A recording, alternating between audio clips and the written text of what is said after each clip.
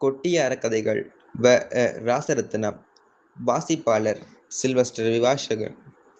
நியதி. திடீரென எங்கள் ஊரவர் எல்லாம் போதி மாதவனைப் போல ஞானம் பெற்று விட்டார்கள். காரணம், செல்லன் செத்து போனதுதான். எங்கள் ஊர் பெரிய கிராமந்தான் என்றாலும் அக்கிராமத்தின் ஒரே ஒரு தெருவில்தான் எங்கள் குடியிருப்பு. ஆகவே அந்த தெருச்செல்லனை விலாசமூட்டாமலே தெரிந்து கொள்ளலாம். அவனுக்கு மிஞ்சி போனால் 19 வயதுதான் இருக்கும். ஆனால் நீண்டு வளர்ந்து தன் கன்னிப்பாலையை அரும்ப விட்டு கொண்டு நிற்கும் கிணற்றடி கமுகு போல அரும்பிக் கொண்டிருக்கும் மீசையோடு கம்பீரமாக இருப்பான். வாழ வேண்டிய வயதிலே வெம்பி விழுந்த மாம்பிஞ்சை போன்று அகாலத்தில் இணையா பிரகாரமாய் இறந்துவிட்டால் யார் மனம்தான் துணுக்குறாது.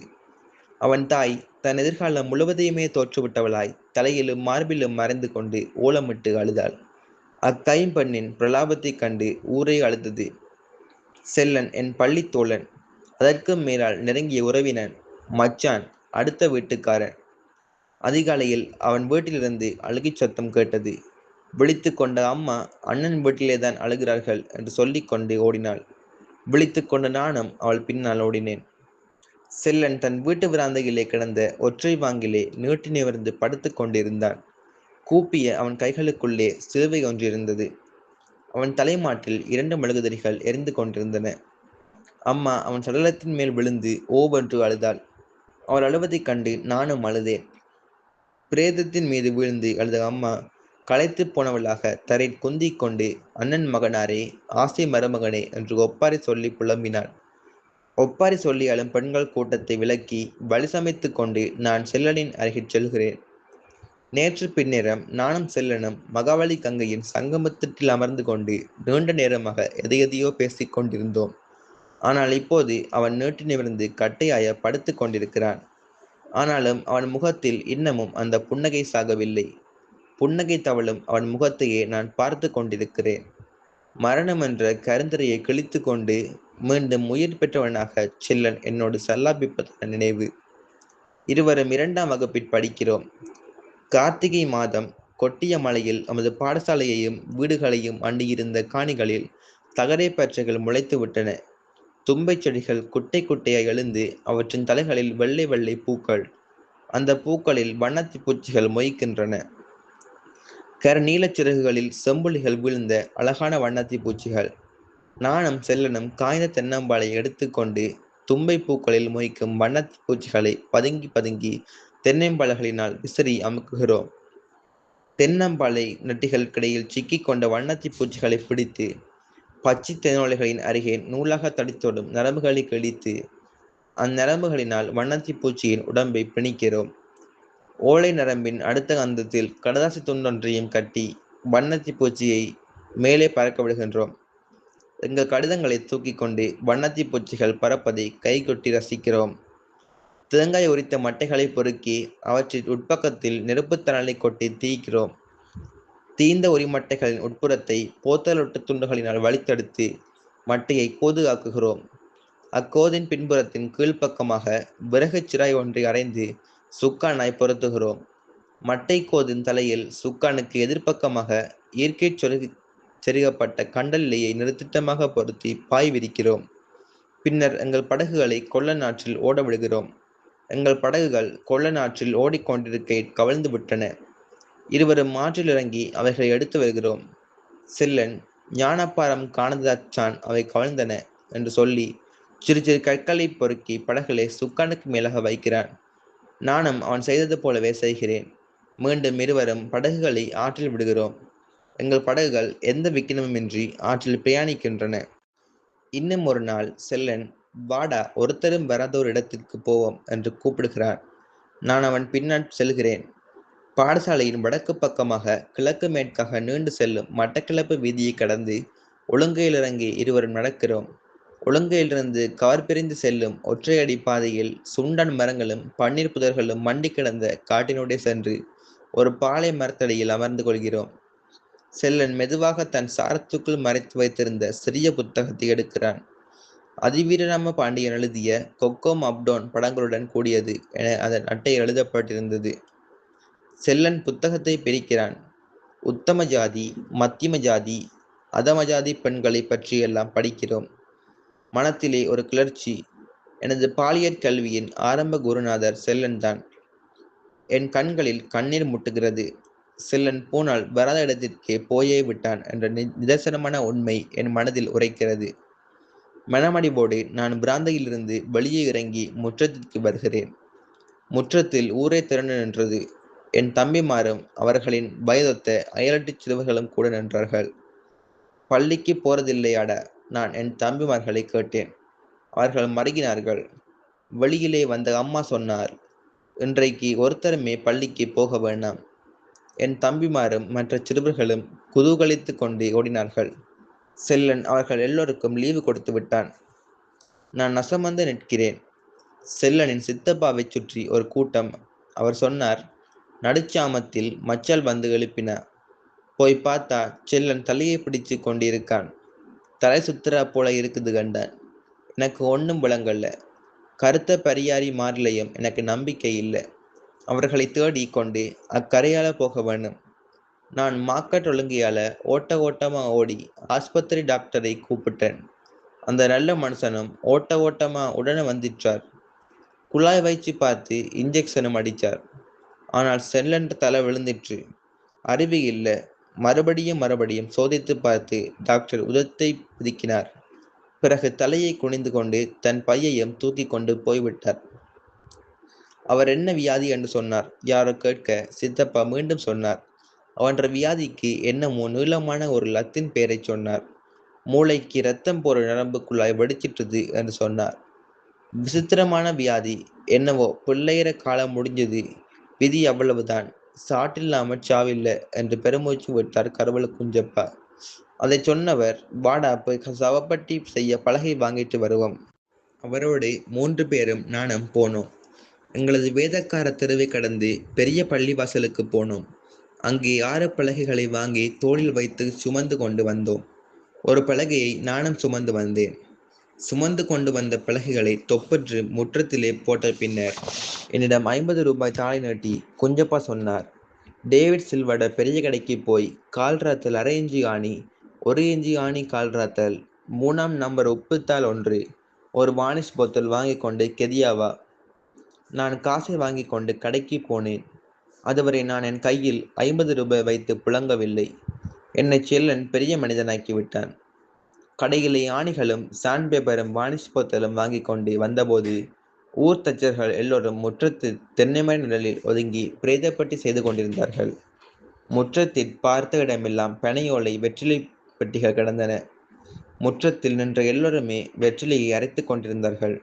நானும் செல்லனை பறிகொடுத்து ஆதங்கற்றி தாம் பூலந்தொரித்து கொண்டேன். என் வாய் நன்றாக சிவந்து விட்டது. ஆனால் புதுப்பழக்கம். பச்சைப்பாக்கு தலையை கெருக்க வைத்தது. பெரிய குளத்தில் சுமந்து கொண்டு வரப்பட்டு தென்னை மரத்தடியில் வைக்கப்பட்டிருந்த தென்னங்கல்லை பெட்டி செய்பவர்கள் வார்த்து குடித்துக் கொண்டிருக்கிறார்கள். அவர்களுக்கு கல்லின் போதை, எனக்கு பச்சைப்பாக்கின் களிமயக்கம். குஞ்சப்பா என்னை நெருங்கி, தண்டிகையை சோடிக்க வானிஷ் கடதாசிகளும் பட்டு கடதாசிகளும் வாங்க வேணும். நீயே போய் அவைகளையும் வாங்கி வா. மிச்ச காசு இருக்கல்லவா? எவ்வளவு இருக்கு? இன்னும் 20 ரூபாவும் சில்லறையும் இருக்கு என்று சொல்லி குஞ்சப்பா 10 ரூபாய் தந்தார். வாங்க வேண்டிய சாமான்களின் பட்டியலை என்னிடம் தந்தார். அந்த காசையும் வாங்கி கொண்டு நான் கடைக்கு புறப்பட்டு கொண்டிருக்கையில் என் தம்பியும் செல்லனின் தம்பியும் என் நெருங்கி, காசு தாங்கன்னா 5 சதம் தாங்க என்று கேட்டார்கள். இருவருமே பாடல் வகுப்பு படிக்கும் சிறுவர்கள். என்னிடம் காசு புழங்குவதை கண்டுவிட்டார்கள். நான் என் பைக்குட் கையை விட்டு பெரிய மனித தோரணையோடு ஆளுக்கு 10 சதம் கொடுத்தேன். வாங்கி கொண்ட இருவரும் தம் மொத்த சிறுவர்களையும் சேர்த்து கொண்டு குதூகலத்துடன் ஓடினார்கள். செல்லனின் சாவு அவர்களிடையே எந்த தாக்கத்தையும் ஏற்படுத்தவில்லை. கடைக்கு போய் கொண்டிருக்கையில் குஞ்சப்பா சொன்னார், பசை கண்டு வேணும், மறந்து போகாமல் அரைராத்தல் கோதுமை மாவு வாங்கிட்டு வா. நான் கடைக்கு சென்று பட்டியலில் உள்ள கடதாசிகளையும் கோதுமை மாவையும் வாங்கி வருகையில் மதியமாகிவிட்டது. தென்னை நிழலில் பிரேதப்பட்டி செய்யும் வேலை மும்முரமாக நடைபெற்று கொண்டிருந்தது. வேலியோர பூவரசுகள் விழுத்தும் நிழலில் வாலிபர்கள் தண்டிகை கட்டி கொண்டிருந்தார்கள். அவர்களில் ஒருவன் என்னிடம் சொன்னார், கட்டுறதுக்கு 2 ஒன் சணல் வேணும். நான் பக்கத்தில் இருந்த கடைக்கு சென்று சணலும் வாங்கி வந்து கொடுத்துவிட்டு கோதுமை மாவை எடுத்துக்கொண்டு குசினி பக்கம் சென்றேன். அடிப்படி நிராதரவாக கிடந்தது. அடுப்பு மூட்டிய தரமே இல்லை. பிரேதம் எடுக்கும் வரை இந்த வீட்டுக்கு அடுப்பே எரியாது. ஏன், நெருங்கிய உறவினர் வீடுகளிலும் அயல் வீடுகளிலும் அடுப்பே எரியாது. நான் எதிரே இருந்த தேத்தண்ணி கடையில் ஒரு மண் சட்டியில் கொதிநீர் பிடித்து அதில் கோதுமை மாவை கொட்டிய பசை கண்டினேன். அந்த களைப்பில் மீண்டும் வெற்றிலை போட்டு கொண்டேன். மதியம் திரும்பி 3 மணியான போது பிரேதப்பட்டி வேலை முடிந்துவிட்டது. பெட்டி வேலையை முடித்தவர்கள் புளித்த தென்னங்களின் கிறக்கத்தில் வாழ்வின் நிலையாமை பற்றி ஞானம் பேசினார்கள். அவர்களில் ஒருத்தர் வீட்டேத்தியாகச் சொன்னார், செத்தவன் வாயில மண்ணு, இருக்கிறவன் வாயில சோறு. சும்மா விட்டுட்டு வேலையை பாருங்கடா. தண்டிகை கட்டி கொண்டிருந்த வாலிபர்கள் தங்களின் கைவண்ணத்தை எல்லாம் வெளிக்காட்ட ஆசைப்பட்டு கொண்டிருந்தார்கள். தண்டிகை கால்களிலும் பிரேதப்பட்டி கிடத்தப்படவிருந்த குறுந்தடிகளிலும் வெள்ளைச்சீலையைச் சுற்றி அதன் மேற்பிரியாக வெள்ளை தெரியக்கூடியவாக நீல கடதாசிகளை நீளமாக வெட்டி சுற்றினார்கள். தண்டிகைக்கு மேலே பெட்டிக்கு மேலே இருந்த வெள்ளை படுதாவில் நீல கடதாசியில் சிலுவை ஒன்றை பல்வேறு சித்தரிப்புகளுடன் வெட்டி ஒட்டியிருந்தார்கள். சிலுவையின் இருமருங்கிலும் பட்டு கடதாசியிலான வானதுதர் இருவர் கை கூப்பி தொழுது கொண்டிருந்தார்கள். வெளியே இந்த கிருத்தியங்கள் நடந்து கொண்டிருக்கையில் வீட்டினுள்ளே விட்டு அழுகையும் ஒப்பாரியும் விசுமலும் கேட்டுக்கொண்டிருந்தது. புதிதாக யாரும் இளவை விசாரிக்க வந்தபோது அழுகை வெடித்து புரண்டு வரும். சில நிமிடங்களுக்கு ஒப்பாரி, அதன் பின்னர் வெற்றிலையை சுவைத்து கொண்டே சலசலவென்று பேச்சு. அந்த பேச்சுக்கு மேலால் என் அம்மாவினதும் சில்லனின் தாயாரினதும் விசுமல் மட்டுமே கேட்டுக்கொண்டிருக்கும். நான் மணியான போது சில்லனை குளிப்பாட்டி உடையணி வைத்து முற்று தற்காலிகமாக பந்தரின் கீழ் கொண்டு வந்து வளர்த்தி இருந்தார்கள். அவனை குளிப்பாட்ட வீட்டின் பின்புறமாக மறைவிற்கு கொண்டு போன போது நானும் உடன் சென்றேன். ஆனால் குஞ்சப்பா, நீ வரவேணாம் போ என்று என்னை விரட்டி விட்டார். மனமடிவோடு திரும்பி வந்தேன். செல்லனை பந்தலுக்கு கொண்டு வந்து வைத்ததும் அருகில் சென்று பார்த்தேன். சேலம் பட்டு வேஷ்டி சால்வை குட்கை நீளமான சில்க் ஷர்ட்டோடு செல்வன் ஆனலனாகத்தான் இருந்தான். அவன் முகத்திலே அந்த புன்னகை இன்னமும் சாகமட்டான் இருந்தது. அவனைச் சுற்றி வளைந்திருந்த ஆண்களும் பெண்களுக்குமாக உறவினர்கள் செபமாலை செபித்துக் கொண்டிருந்தார்கள். நான் செபத்தை மறந்து அவனையே பார்த்து கொண்டிருந்தேன். தெரு வாசலை தள்ளிக்கொண்டு சிலுவையையும் மெழுகுதிரி தண்டுகளையும் கொண்டு வரும் 3 சிறுவர்களுக்கு பின்னால் குரு வந்து கொண்டிருந்தார். அவர் வருகையை கண்டதும் செபமாலை சொல்லிக் கொண்டிருந்த பெண்கள் மீண்டும் பெரிய சத்தமாய் அழத் தொடங்கினார்கள். அவர்களின் அழுகையோடே குஞ்சப்பாவும் இன்னும் சிலரும் செல்லனுக்கு அணிவிக்கப்பட்டிருந்த தங்க நகைகளை கழற்றி கொடுக்க வேண்டியவர்களிடம் கொடுத்துவிட்டு செல்லனை தூக்கி பிரேதப்பட்டியில் வைத்தார்கள். சுவாமியார் அவன் கட்டையை ஆசிர்வதித்த பின்னர் பிரேதப்பட்டியை மூடி அதன் மேல் ஆணி அடித்தார்கள். அழுகையும் ஓலமும் வானை பிளந்தது.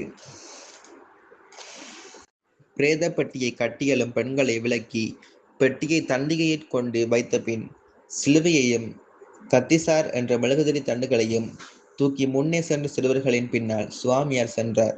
அவரை தொடர்ந்து பிரேதப்பட்டியை தூக்கியவர் செல்ல ஊர் மக்கள் பின்தொடர்ந்தார்கள். தலைவெறி கூலமாக தொடர்ந்து அழுகையோடு வந்த பெண்கள் தெருப்படலையை தரித்துவிட பிரேத ஊர்வலம் கோயிலை நோக்கி சென்றது.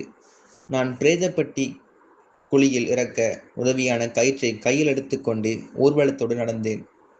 கோயிலை அடைந்ததும் அங்கே பிரேதப்பட்டியை திறந்து வைத்து சுவாமியார் பிரார்த்திக்க நாங்கள் எல்லோரும் மீசரேரே மேயு டேயுஸ் என்ற லத்தீன் பாடலை மிக உருக்கமாக பாடினோம். கோயில் சடங்கு முடிந்ததும் மீண்டும் பிரேத ஊர்வலம் சேமக்காலையே நோக்கி தொடர்ந்தது. சுவாமியார் லத்தீனில் சொல்ல நாங்கள் அதன் பின்னால் மீசரேரே மேயு டேயுஸ் என்று பாடினோம். பிச்சைக்காரனின் முதுகெலும்பை போல மேடும் பள்ளமுமாக கிடந்த கிரேவல் ரோட்டில் பிரேத ஊர்வலம் ஆடி அசைந்து சென்று கொண்டிருந்தது. ஒரு பெர்லங் தூரம் சென்றதன் பின்னர் சுவாமியார் தன் சபத்தை நிறுத்தி கொள்ள ஊரவர் ஒருவர் சாதாரணமாக லோகசாவில் ஏனோக் எலியாசை சாகாமல் நீர் மீட்பது போல என்று பாட, உந்தமது தாசனான சொந்த இவன் ஆத்துமத்தை உத்தமமாய் மீட்டுரசிப்பேரே சுவாமி என்று ஊரவர் எல்லோருமே பாடினோம்.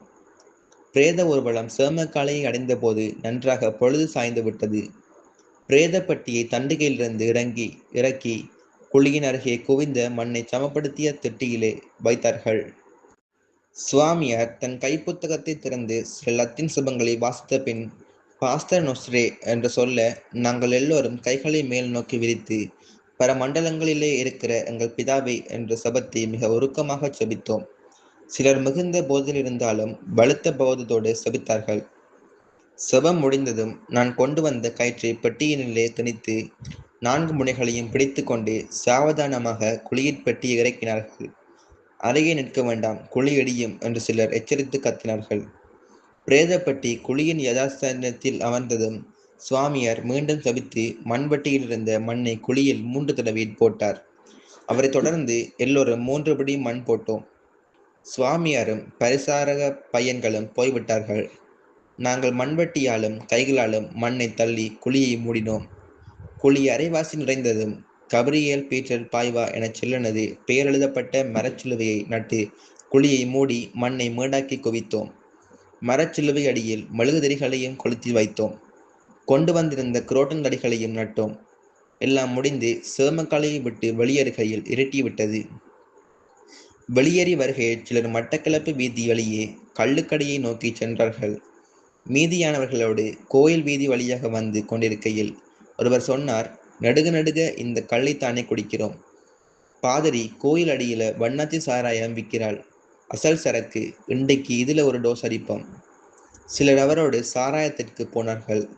மீந்திருந்தவர்கள் வண்ணா பாலத்தடியில் கொல்லநாற்றில் முழுக்கு போய்விட்டு சாவட்டை அடைந்தோம். இருட்டியே விட்டது. வீட்டு முற்றத்தில் தற்காலிகமாக போடப்பட்டிருந்த பந்தலில் ஆண்களும் பெண்களும் உறவினர்கள். பெண்கள் தலைமொழிகி விட்டு தங்கள் நீண்ட கூந்தலை பின்புறமாக பரத்தி அலையவிட்டு வளைய வந்தார்கள். இளம் பெண்கள் கூட என்னை பார், என் அழகை பார் என்று சொல்லி மதன காமராசன் கதை பெண்களைப் போல வளைய வந்தார்கள். செல்லன் செத்துப்போனதான சோகத்தின் எந்த தடயத்தையும் நான் அவர்கள் முகங்களில் காணவில்லை. கனகம் முருங்கை இலை போட்டு காய்ச்சிய உரிமை கஞ்சியை கோப்பையோடு என் முன் நீட்டினாள். நான் அதை வாங்கிக் கொள்கையில் வேண்டுமென்றே அவள் கைகளையும் தீண்டுகிறேன். அவள் பொன்முறுவலோடு அதனை ஏற்றுக்கொள்கிறாள். அந்த கிழவர் சொன்ன செத்தவன் வாயில் மண், இருக்கிறவன் வாயிற்சோறு என்ற வார்த்தைகள் என் மனதில் பளிச்சிடுகின்றன. இன்று வரை நெருக்கமாக பழகிக்கொள்ள சந்தர்ப்பம் கிடைக்காத கனகத்தோடு நான் ஒட்டிக்கொள்கிறேன். எவரும் கண்டு கொள்ளவில்லை. எல்லோருக்குமே சாப்பாடு பரிமாறப்படுகிறது. கனகம் எனக்கும் சோற்று பீங்கானை நீட்டுகிறாள். நான் சாப்பிடுகிறேன். சாப்பாடானதும் எல்லாரும் பந்தலுக்கு கீழும் பிராந்தையிலும் வீட்டுக்குள்ளும் படுக்கிறார்கள். பந்தலின் கீழே சில கிழடுகள் பெட்ரோமாக்ஸ் விளக்கொலியில் கித்தேரியம்மாள் அம்மானை பாடுகிறார்கள். இன்னமும் பொச்சம் தீராத கிழடுகள் கள்ளுக்கடை பக்கம் போகிறார்கள். என் சாப்பாட்டு பீங்கானை கனகம் வாங்கிக் கொள்கிறாள். வாங்கிக் கொண்டவள் மெதுவாக கேட்கிறாள், எங்கே படுக்கப் போகிறீர்கள்? நீ எங்கே என நான் கேட்கிறேன். இப்போதே படுக்கவில்லை, மணி வைத்து தாயம் போடப் போகிறேன். நானும் வரவா? அவள் ஆம் என்று சொல்லவில்லை, இல்லை என்று சொல்லவும் இல்லை. நிற்கிறாள். செல்லனின் கொட்கோகத்தில் படித்த பத்மினி பெண்ணாய் எனக்கு நினைவில் தட்டுகிறது. நாளைக்கு அந்த 5 பாடல்களையும் ஒப்பியாவிட்டால் தமிழ் ஆசிரியர் புரட்டி எடுத்து விடுவார். நான் வீட்டுக்கு சென்று என் பாடப்புத்தகத்தை எடுத்து கொண்டு வருகிறேன். பந்தல் கப்பிற் சார்ந்து அமர்கிறேன். பந்தலுக்குள்ளும் வீட்டினுள்ளும் சிரிப்பும் கும்மாளமும். என் கண்கள் கனகத்தை தேடுகின்றன. சோனாலை இருத்தாயம் 5-3 என்று சொல்லிக்கொண்டு கனகம் தாயமனையில் தன் காய்களை நகர்த்துகிறாள். நகர்த்தி கொண்டே என்னை பார்த்து சிரிக்கிறாள். நான் புத்தகத்தை விரித்து நாளைக்கு ஒப்புவிக்க வேண்டிய பாடலை மனத்தில் படிக்கிறேன். ஊரை காட்டி ஒளிக்கு அழுத்திட்டு பேரை நீக்கி பிணமென்று பேரிட்டு சூரையங்காட்டிலே கொண்டு போய் சுட்டபின் நீர் மூழ்கி நினைப்பொழிந்தார்களே.